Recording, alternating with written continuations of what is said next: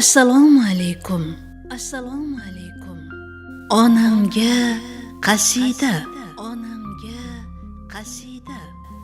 Muallif jurnalist G'olib Hasanov, suxandon Dilbar Vosiyeva, muhandislar Jamshid Yoqubov, Aziz Sobirov.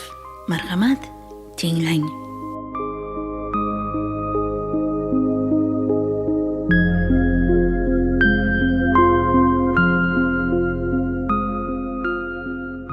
Singillarga, qizlarga mehr bering.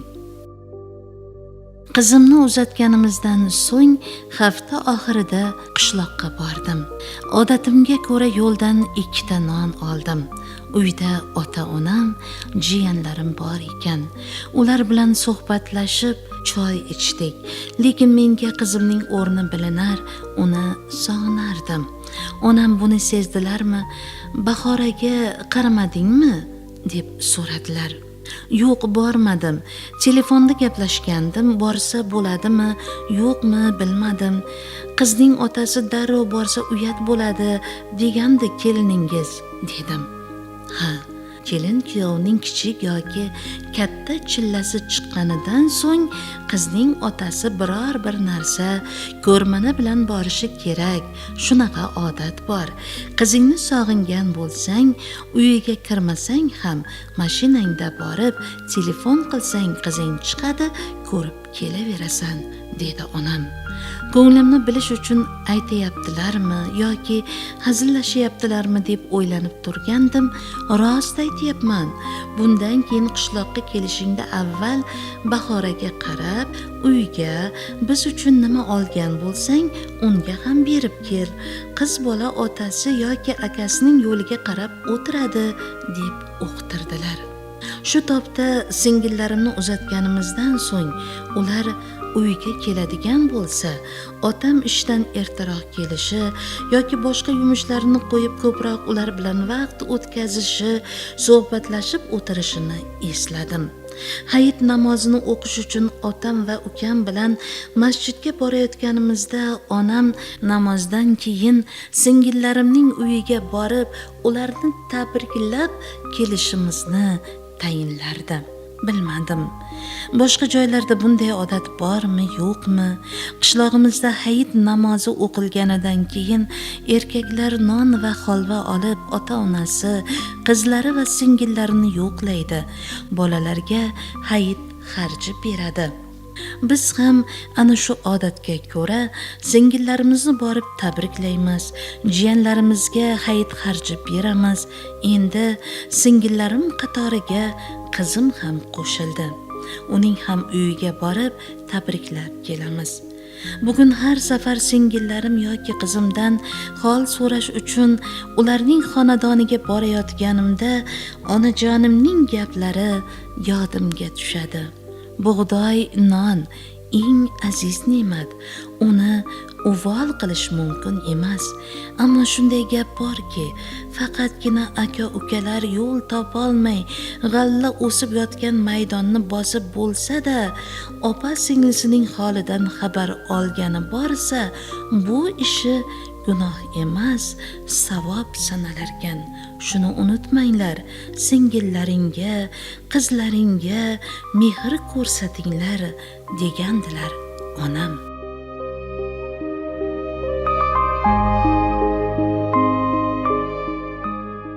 Hayot saboqlari. Bolaligimizda nimaniki istasak, ota-onamizdan so'raymiz. Ular hamma narsaga qodir. Har bir mushkulotning yechimini topishadi. Yoshimiz ulg'aygani sari ularning duolarini olishni istaymiz. Og'ir vaziyatlarda bu duolar bizga madad bo'ladi. Ota-onamiz bu dunyoni tark etganidan keyin ham ularning ruhi madadkor bo'lishini, bizni qo'llashini so'raymiz.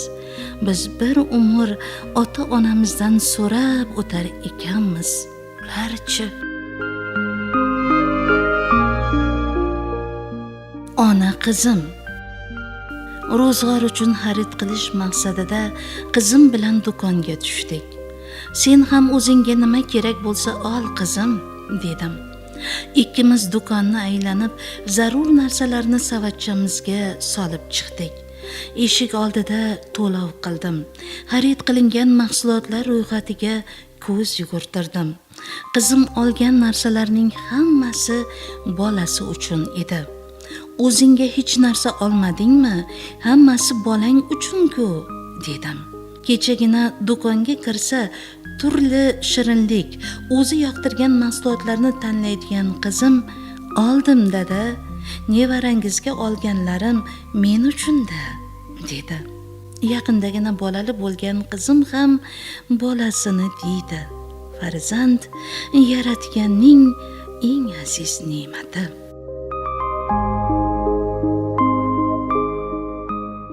Ota uy. Otam qurgan uyning eshik romlarini almashtiryapman, dedi sinfdosh jo'ram. Bilasan-ku, eski yog'ochdan yasalgan, ochilsa yopilmaydi, yopilsa ochilmaydi. Hozirgi zamonaviylardan qo'yay deyapman. Qimmat bo'lsa ham shunisi qulayda. Ha, yaxshi qilibsan. Uy odam uchun qulay bo'lishi kerak. Yozda salqin, qishda issiq.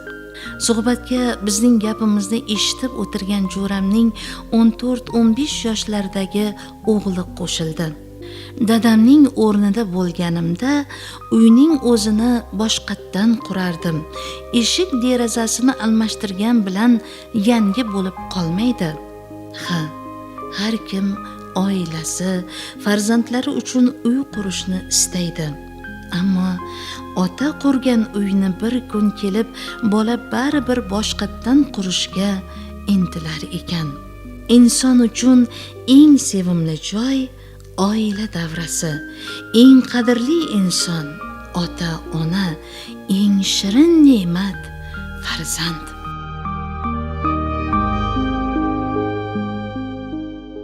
Aka singil.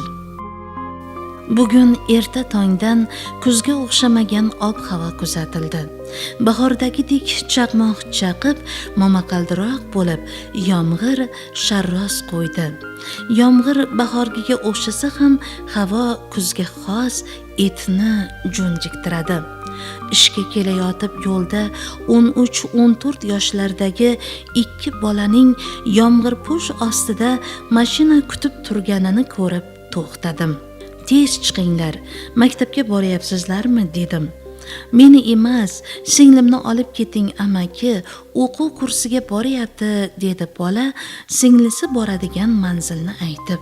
Yo'limning ustida bo'lmasa ham qizchaga tezroq mashinaga chiqishni aytdim. Shu payt bola qo'lidagi yomg'irpo'shni yopib singlisiga tutqazdi. "Yo'q aka, o'zing olib ket, uygacha yomg'irda qolasan", dedi qiz e'tiroz bildirib. "Sen olib ketaver, kelishingda kerak bo'ladi, men yugurib uyga yetib olaman", dedi bola va mashina eshigini yopib ortiga yugurib ketdi.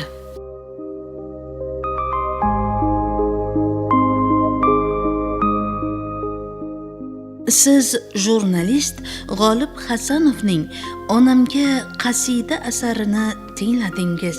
Xayr, salomat bo'ling.